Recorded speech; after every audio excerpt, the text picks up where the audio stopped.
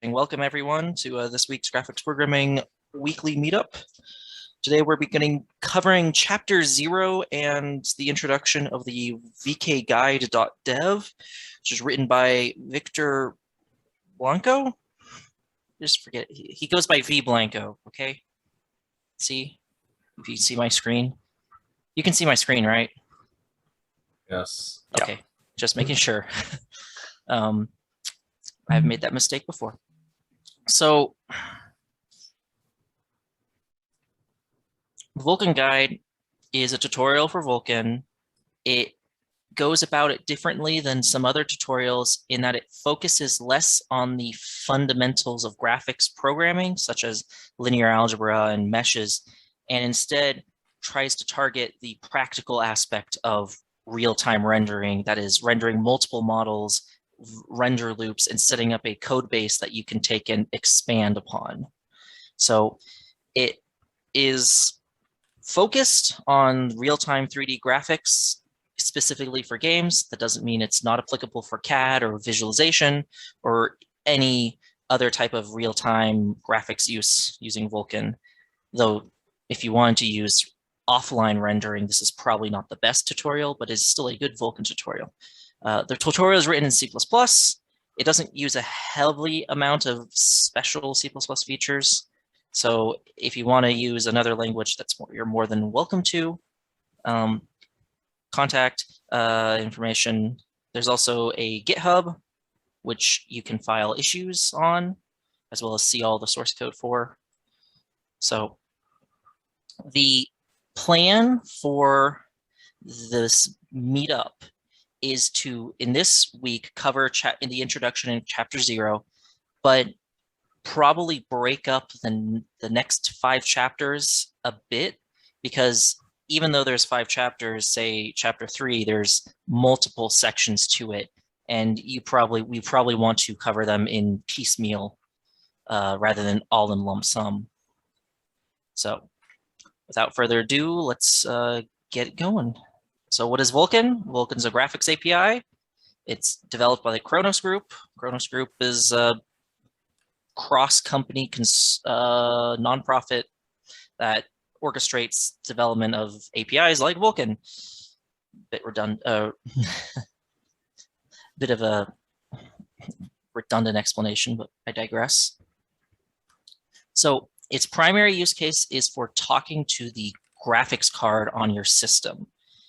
It is meant to draw graphics and whatnot, but GPUs have uses for other things.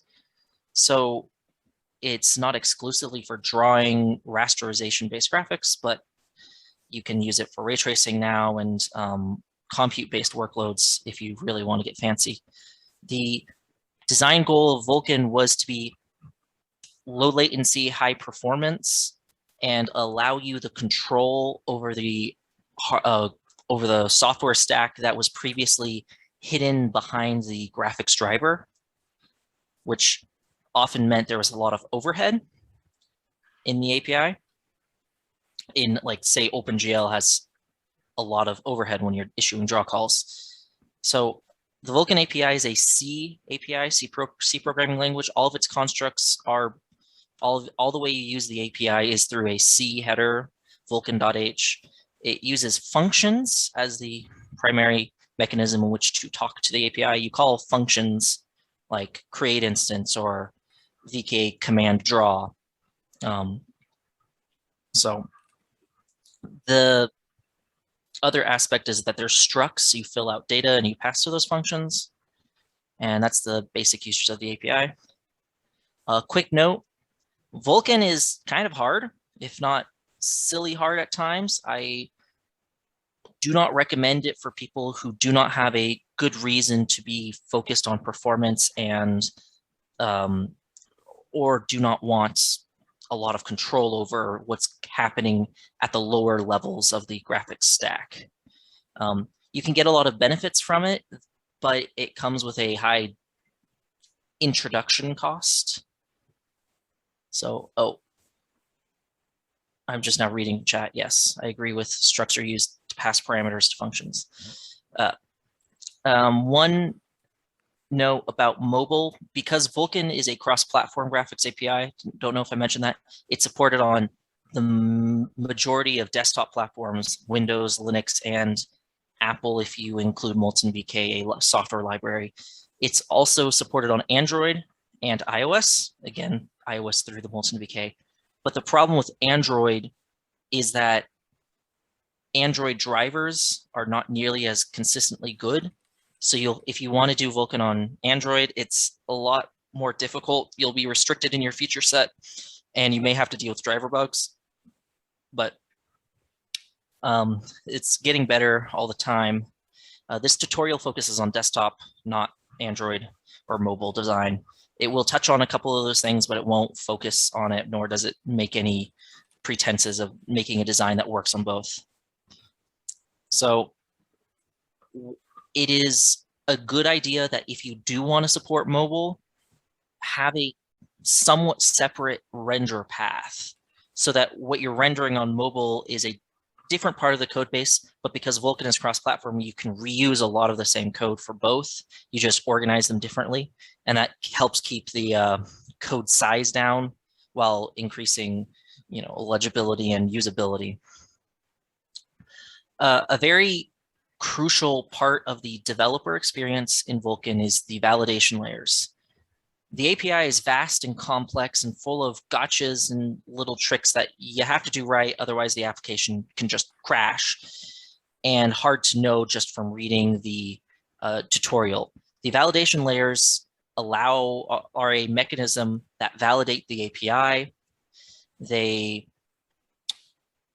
do a lot in behind the scenes, such as they can detect basic incorrect parameter passing, but they can also check for synchronization issues where you're using two things at the same time when you shouldn't.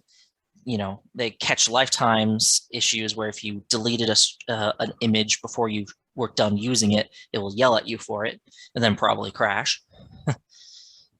They are optional in the sense that since they are built in such a way they can be removed at runtime, when you ship an application without validation layers enabled, you have no performance impact. They themselves have a non-trivial performance cost. So whenever you're doing performance measurements, be sure to turn off validation. They will skew your numbers and make you question your sanity as why is this thing that's really fast taking forever? And then you turn the validation layers off and it turns out the validation was doing a lot of work that didn't need to be done in a release mode. So the Vulkan API tends to be create an object and then use it a bunch. There is not a lot of implicitly created objects behind the scenes. The API tries to, quote unquote, vomit its contents onto the application and let the application reorganize it in the way that it needs. To answer the question, why would an API be invalid? A quick example is that structs have the most structs in Vulkan have a S-type enum as the very first member, which just signifies what type the struct is. This is useful because the C interface is a C interface and the driver may not know what that struct is when you pass it in. It may just see a pointer to a struct. The S-type allows the driver to figure out, okay, oh, this is a structure of type blah, blah, blah. And an invalid API usage would be using the wrong S-type or more commonly not providing an S-type when it's required. So that's a direct example of use case. There's all sorts of other examples of invalid use, and we can get into that when we're actually doing the code of the tutorial. So to continue on about the usage and mindset, a example of the vomiting onto you is pipelines. A VK pipeline is a object you create with a specific set of shaders, with a specific set of vertex layout and bindings, with specific descriptor set and uniform and image layouts, as well as rasterization state, depth state, stencil, blending, color mode, which is a part of blending, and several other state things that in a DirectX 11 or OpenGL world, you'd set individually every time you wanted to change it. You know, GL depth func, GL set rasterizer mode, whatever. In Vulkan, you create a pipeline that contains all of those things and you bake it into an object and then you just reuse that object over and over and over again. Usually objects are immutable. So if you want a new object, you need to delete the old object. If you want to change an object's parameters, you delete the old one and then create the new one with the things you want. But generally, you don't need to do that. So that's nice.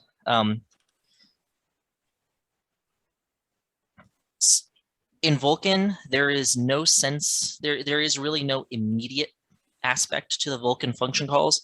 The only thing that happens immediately is that the code runs on, something happens on the CPU to trigger work, but not to finish it. For example, if you want to draw a triangle in Vulkan, you cannot just do vk draw. It will not just draw a triangle immediately as if the function actually goes and runs on the GPU right then.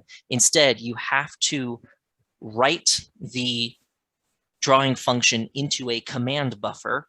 You encode it into the command buffer and then submit it on a queue. When you submit a command buffer, that's when you start. That's when the driver starts executing commands. So it's akin to writing a list of instructions into a buffer and then saying, "Hey driver, here's my list of instructions. Go and execute it." What's nice is that this allows you to record lists in parallel. You create n command buffers, and on n threads, you start writing draw parameters. That way you can do all the draw recording you need, submit it all at once with a single queue submit, and then all of the work can start happening. Additionally, sometimes you can get command buffers running in parallel because they're capable of using multiple queues on the hardware. There'll be more detail about that later. In Vulkan, there is no frame. There is no swap buffers. I'm not too familiar with DirectX parlance, but in Vulkan, the presentation support is completely optional and it's implemented in an extension. So you don't have to draw to the screen if you don't want to, which allows offline rendering on a separate server, and or just writing it straight to a disk to be very, very useful and easy to do. So next chapter is the so yes, it is a lot of work to draw a triangle, but we'll go over it, about how we make it just a little bit easier in a minute. So a quick overview of the different things I just rambled on about and didn't explain in any detail, such as descriptor set and queue. So a VK instance is a context. It stores some state that's specific to your application, but from an application perspective, it's a pseudo global context, storing useful things that you don't need to carry too much about. A VK physical device is a GPU on the system. If I plug in two GPUs, say an AMD and an NVIDIA, then I would have two physical devices on my system. But generally, I only ever want to use one of them at a time. To use a physical device, I must create a VK device, which is a logical context. This is like an instance in that it stores state and is a thing you interact with, rather than a device, which is a read-only type affair that a system has some physical devices and you get the properties and features about, whereas a device is a logical thing you create and then operate on. So a VK buffer and a VK image are the two ways you can get memory on a GPU. Buffer just holds a array of data. An image is a specific type of data with layout and format and size and dimensions and tiling and all sorts of details that make it useful for a graphics API. A VK pipeline, I mentioned earlier, it holds the state needed to draw something. So all of the fixed function state gets baked into a pipeline object. A render pass, oh boy. Render pass is one of the newer concepts in Vulkan. It encapsulates the information needed to do a series of draws and what images are needed to be written to and read from during those draw calls. They are primarily useful in a tiled renderer context, meaning a mobile renderer. But on desktop, they still are useful because they provide structure for your program. A VK frame buffer it holds images for a render pass, and it unfortunately means something else to many people. In Vulkan, it is pretty much an object that just holds pointers to images, or image views, as it were. FYI, there is buffer view and image view are distinct objects. They let you view into them, and it's very useful because you can have multiple different views on the same underlying data. So just a quick shout out to that. A command buffer. I mentioned it earlier, it encodes GPU commands. Any execution done on the GPU goes into a command buffer. So a lot of the things you'll do in a frame is recording draw calls into a command buffer, then submitting it. These could be actual draw calls, drawing triangles, or it could be copying data from the CPU to the GPU, or doing a compute shader, invocation, a lot of things. So a VKQ is where you submit work.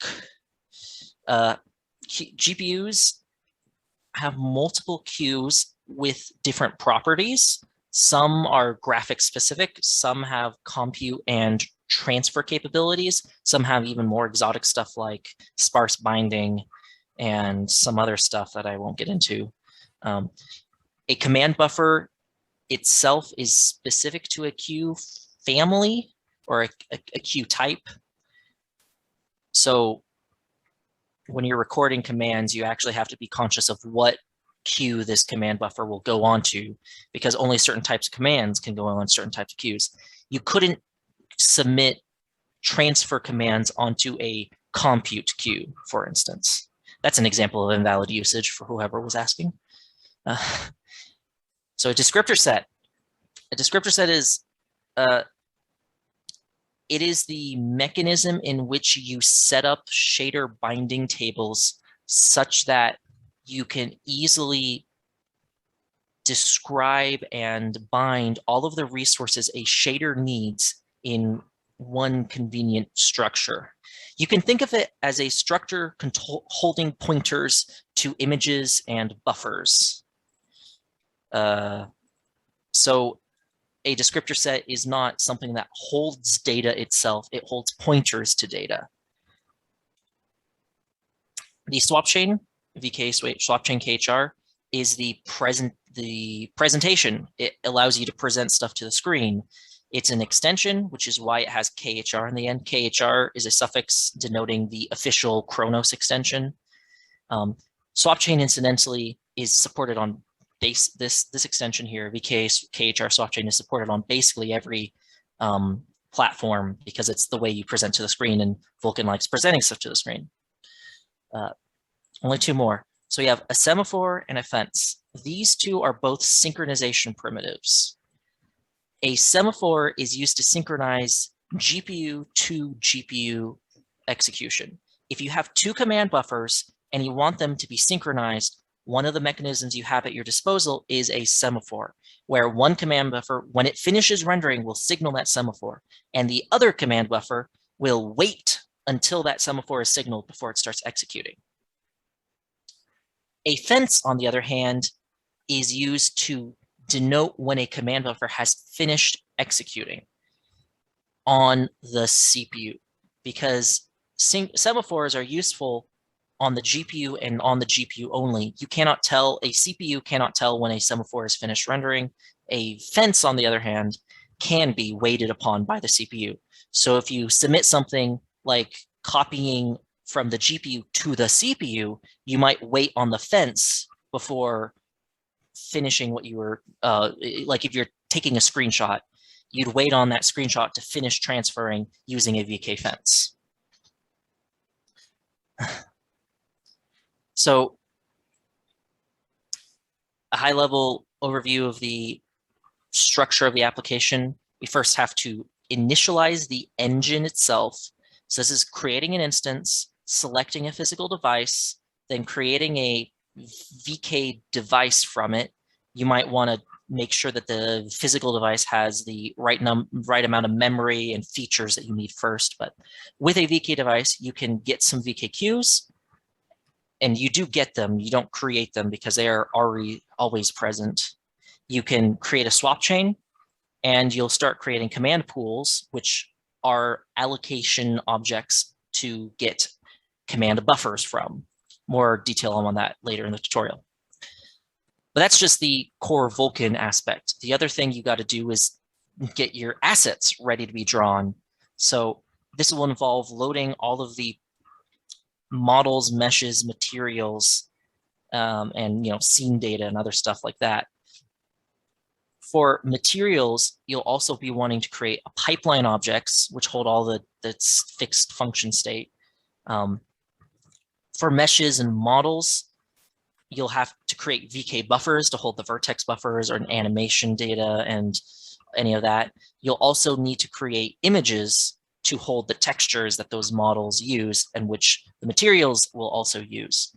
A render pass is necessary, but it's not quite like an asset because you'll have a couple of render passes, but they're more structural than like data in your scene. Regardless, you still need to make them. What? Oh, sorry. So one nice thing about Vulkan is that it's very much designed to be parallelized and multi-threaded. So many of these things like pipeline creation can happen in separate threads, which allows setup to be much faster. So once you finish setting up everything, we can start rendering it in a loop. So here, at the start of a frame, because we're trying to present to the screen, we'll want to acquire an image from the swap chain to render to. We then allocate a command buffer from a command buffer pool. We need to get memory for it, after all. The pool handles the memory behind the scenes for us, thankfully. And we need to start it, allowing us to write commands into it. We need to begin a render pass. A render pass denotes a rasterization context in which we can start rasterizing into frame buffers. For the actual rendering, we'll have a loop over all of the objects in the scene where first we bind a pipeline, bind any descriptor sets needed, i.e. shader resources. Then we need to bind vertex buffers, index buffers, maybe instance buffers if we're being fancy, and issue a draw call.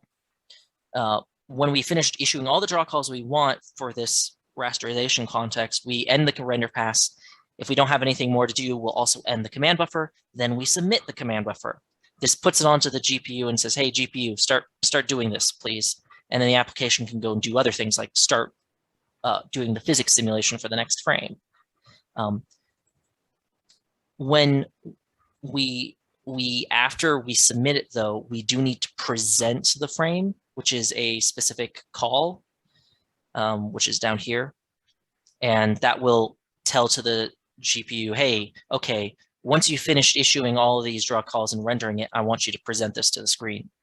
And we use a semaphore to make that synchronize properly, because in Vulkan, nothing is implicit for the most part, and you have to tell the GPU exactly what you want done, when and where and why and how. So a code visualization of what I just said happens here. I won't repeat it because it's just that. I won't repeat in too much detail. It's pseudocode, so none of these parameters really match up to the actual function calls, but are in essence what's happening. We have that for loop I mentioned. We have to end the render pass command buffer. We have to submit it, and we have to present it. So now on to the actual project after we've covered all of that baseline about Vulkan. So a couple of folders in the Vulkan engine project. The assets folder contain all the 3D models. The bin folder is the actual location of the binaries you build. CMake has some defaults that we do not use. We override them, and it makes it easier to handle shaders and assets. So instead of having to do relative crap, we can just say, okay, it's going to be in the assets folder. It's going to be in the shaders folder, and that's it. Shaders folder contains shaders, but also their compiled output. More on this later. Every chapter has a separate folder, and this is the source code. And this is incredibly useful because it shows you the checkpoint of each chapter. So after we finish chapter 0, 1, 2, and etc., it will have this this will be containing the code for that chapter in sum. And then last, we have third party, which is the external libraries we use, save for one. It's all vendored in. So if you download the GitHub repository, you get all of the dependencies except one. The dependencies are this list. I'll quickly go over them. There's GLM, a math library, very handy. It says OpenGL, but it works perfect with Vulkan just the same. SDL is the windowing input library. This is the one thing we have to build ourselves. And it's used everywhere. I mean, Unreal and Unity and Source all use it, plus many other engines. ImGUI, Dear ImGUI, is a GUI library that's very useful for setting up user interfaces very quickly for debugging and testing. SDB image is image loader, very easy to use. Tiny OBJ loader loads OBJ model files. VK Bootstrap is a library that abstracts part of the Vulkan initialization process. This makes half of the code to draw a single triangle go away. And it's very nice because, frankly, none of the code that's in this library is anything a regular developer cares much about. Similarly, VMA, Vulkan Memory Allocator, is a big library that implements memory allocation algorithms and patterns for the GPU, so you don't have to.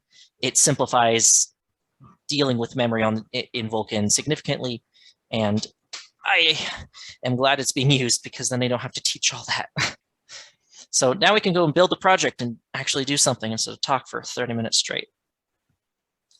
So we first got to clone the project from the starting point chapter. You can clone it. Should be able to see this, see everything I'm doing on my screen. So documents, makedir, vkguide, cd vkguide. So git clone project, and then take a second to download, and then cd vkguide. Oh, I'm already in it. What's the name of the folder? Vulkan guide. Okay, nice. So we've cloned the project. And with the starting point, oh, and it's also mentioned, I'm going to go back down. And okay, makedir all chapters, cd all chapters. I'm going to also clone the all chapters starting point. Oh, well. That way, if I need to refer to all of the code in its entirety, I can. As it turns out, I get checkout starting point. All chapters get checkout all chapters. Okay, so now it's actually set up. Start. Oh, no, yeah, here we go. Okay, so now we have the project downloaded. You can download it without Git, just downloading the zip folder if you want. And you can make the project from scratch, but I highly recommend just cloning it because it's a lot easier. Now that we've had the project downloaded, we need to download the Vulkan SDK. Full disclosure, I actually work for the company who makes the SDK. So, oh, you're not supposed to be seeing this. There. This is the interface you'd see. We on Windows would download the SDK here, and it downloads this big file. And I will download it and install in a second. On Linux, you can usually get everything you need using packages. On Ubuntu, we make packages, but on Arch, Mint, Debian, most distros have packages you can get. If you're on a distro that doesn't, or it's out of date, you can use the Linux tarball, and it's useful. The macOS SDK also exists, and it's similar to the Windows. You install it and have everything you need. I'm not sure if MySys 2 has packages for Vulkan. I'm sure it has Vulkan headers, but one of the nice things about the SDK is that on Windows, at least, it is the tested, tried and true path that everyone does use. But there's many ways to get Vulkan. The guide really doesn't require you to use any one of them, and it's really very forgiving. So we've downloaded the installer, and I will double click it and bring the window over here. And so we have the installer here. Why is it not working? Oh, that's why. High DPI messed things up. So next, so this is a new SDK installer. We just released it last week, so that's fun. You can set the install folder by default. You can't even see that, can you? It's defaults to the Vulkan SDK directory in the main drive of your computer. And you can optionally choose what you want to download. I'm just going to do everything because I tend to need everything eventually. And then I install it. Okay. So I click install. It will have permissions. It will ask you to install it. You do not need everything for this. You don't even need 32-bit. But since I do develop the SDK, you got the user access control. Hit yes. You definitely need to hit yes because it installs stuff in system locations. Come on, finish installing. You don't need everything in the SDK, and you really don't need anything. But I work on the SDK, and I tend to use it more than I would like to admit. So I like having everything available. Note, if you're just installing this for the first time, you can ignore this. But this is just saying if you have old SDKs, or if you need to downgrade to an older SDK for whatever reason, make sure you uninstall the new SDK first. So now we've got it installed. We can go back to the tutorial and see, I already have CMake installed, but I'll show you the website. Download the latest release. Windows, it's a zip file, or actually the installer, you install this installer and you get all the stuff. Okay, we can skip that. And then now we need to download the SDL. So we can get the 64-bit Windows binaries, so I don't have to build it myself. Download it in, where did I put it? Here. Zip archive. And then, come on, folder.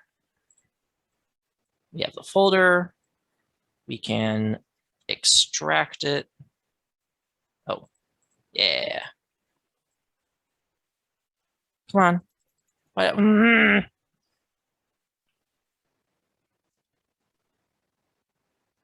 There we go. Yeah, there we go. So now we've extracted it. We got the, oh, crumb. This is what I forgot about. This is just the binary. I need the source code too, because this has the headers. Oh, I should have downloaded this. I'm dumb. Don't tell that to anyone though. So I can safely delete that, and then that, and then can I just extract here? Oh, yeah. Okay. So this, okay, here's the folder containing it. It has the include path, the library, x86, x64. So that should be enough. We'll have to set it up in a bit, but okay. So now just putting the SDL thing in the root directory of your project is fine. Now we get to load and open CMake, the CMake GUI. So I just typed in CMake into my search bar and the GUI came up. Oh boy. Huh. It's still on a vkguide. It's just on the other build I have of it. Okay, so here's the GUI. Sorry about that. Oh, why is it? Oh, my DPI thing is messing everything up. Okay, so this is where's the source code, and it's a path to the source code. You click browse source, and you browse to the source code, and then I go to vkguide, and this folder, you can't see it, but it has a CMake lists file in it, CMake lists.txt. That's the folder you want to do. You do need GSL validator. Yeah, you do want that. That is the compiler for shaders. It's confusingly named because the GLSlang validator executable is the thing that was used to validate GLSL, but then it started being able to compile GLSL to SPIR-V, which is the shading language that Vulkan uses, and the name stuck. So we have all of these things. We're going to use a folder called build. I think this should work. In the directory here, CMake's a bit confusing, and I prefer using it command line, but this guy talks about how to use it from a GUI, so I'm going to use that. You first need to define the build folder, and all I did was just create a new, say a new folder called build in the repo itself. So we're going to do configure and ask me if I want to create a folder. Click yes.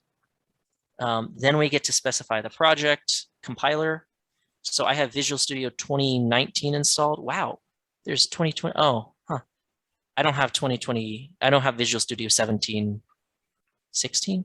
I don't have 2022 installed. So I'm not going to use that. Everything else, I can just use the default. Use a 64-bit. Tells me the progress down here. It'll take a second. And then it comes up with these things. So these things are default filled in for you, like GSLang validator. It finds in there this install prefix. I'm not going to install it, but that's where it would install it to.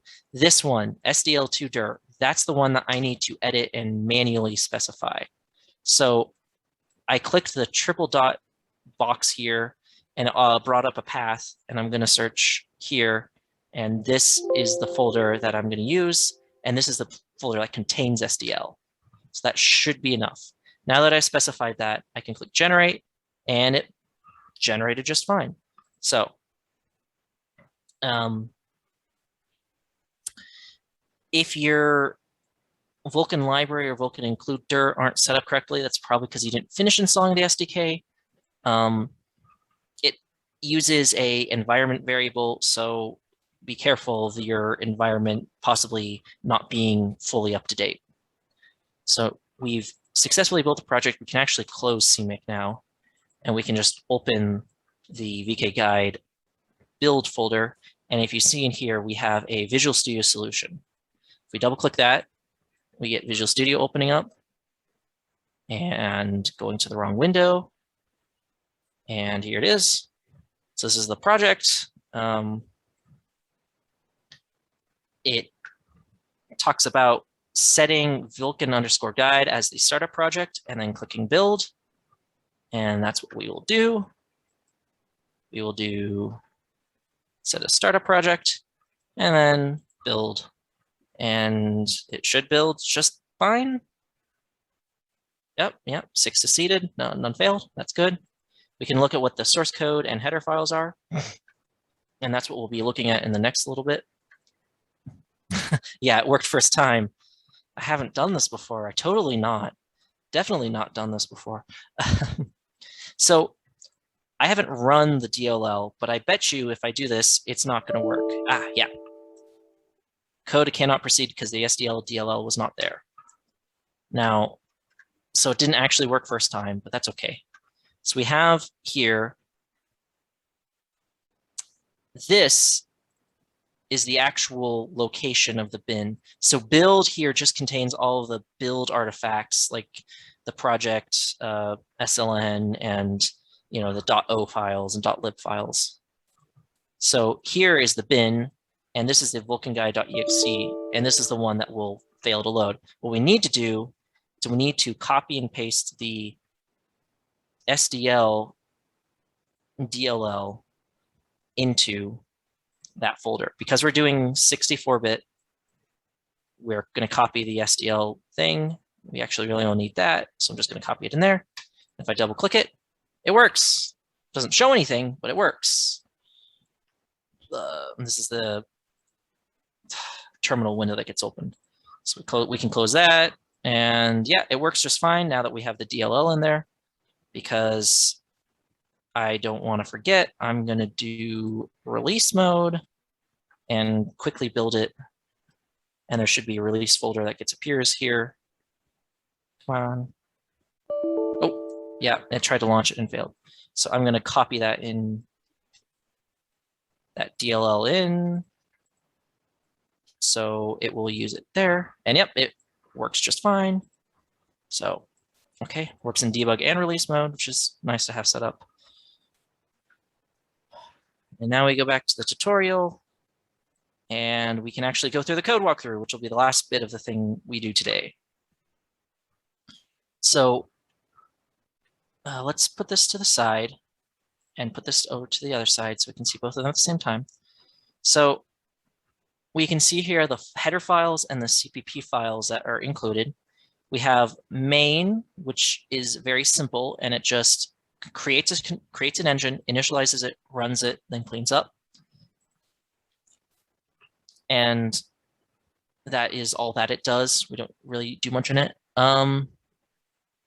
lib.obj, what kind of error is that? I'm reading the chat, and I would love to help you. Let me get through this code organization thing just so I can get through the material, and then we can just full dive into one-on-one type stuff.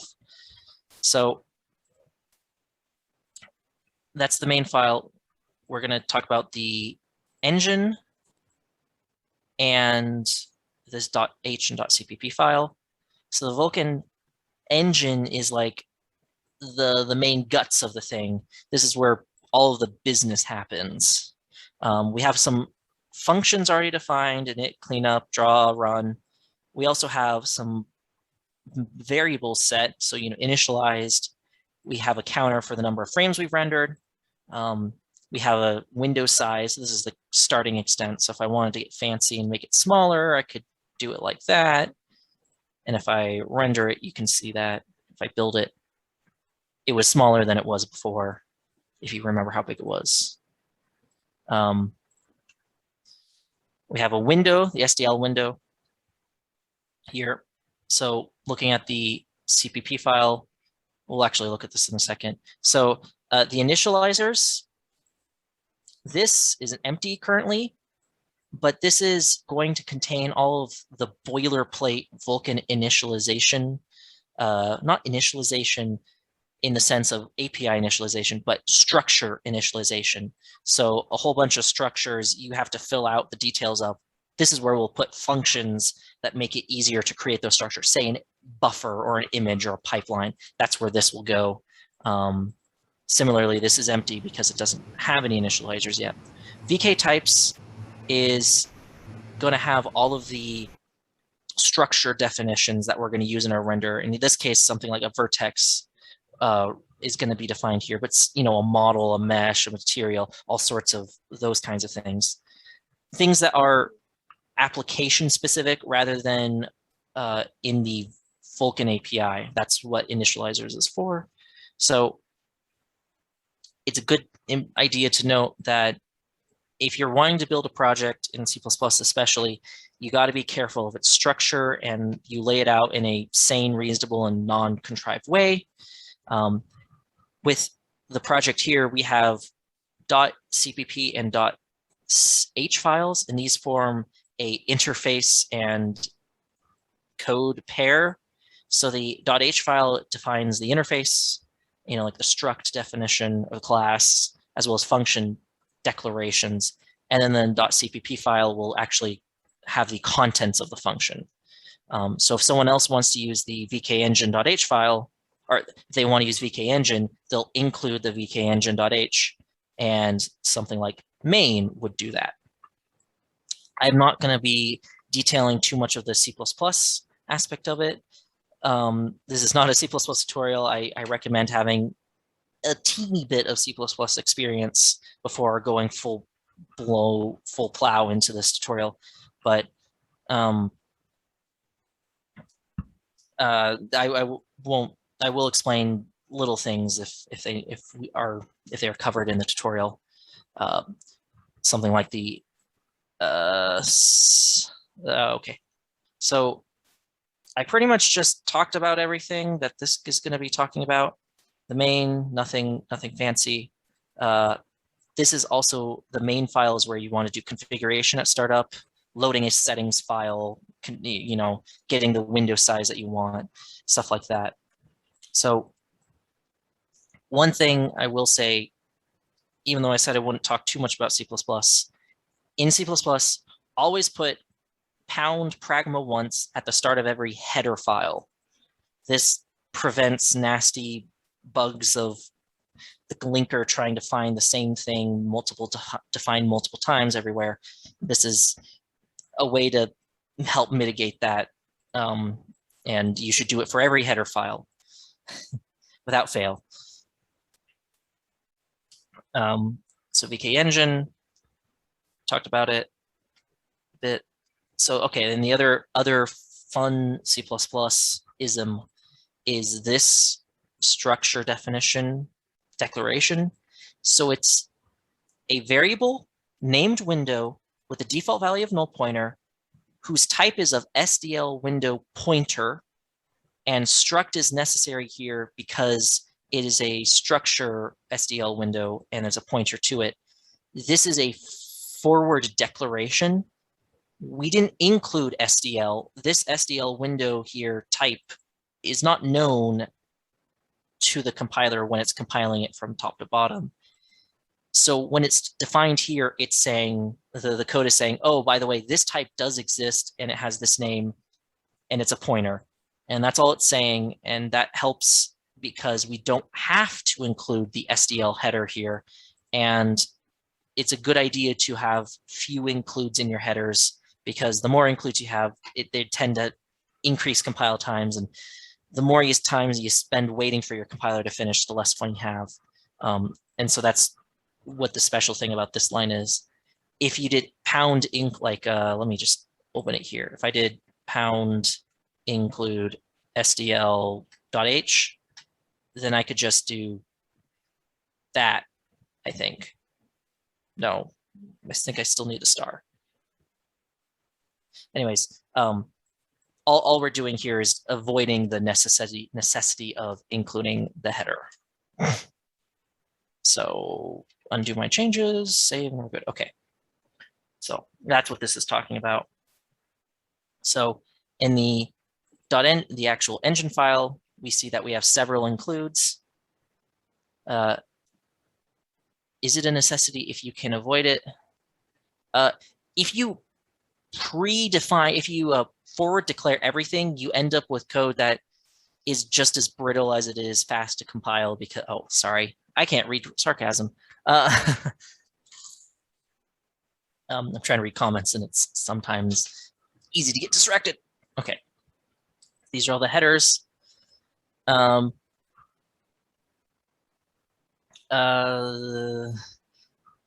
the actual code, can I make this bigger? Yeah, I can. Okay.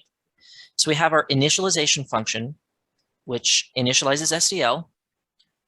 This is our global SDL context. We have window flags, and this is the Vulkan flag saying that we're going to make a SDL window that uses Vulkan to render it. Then we create a window using this function. I don't know what those parameters are used for, but we have our width and height. And then we pass in our flags, which include window Vulkan. This might also include something like resizable or full screen and stuff like that. Then once we've done that, we use isInitialize set to true.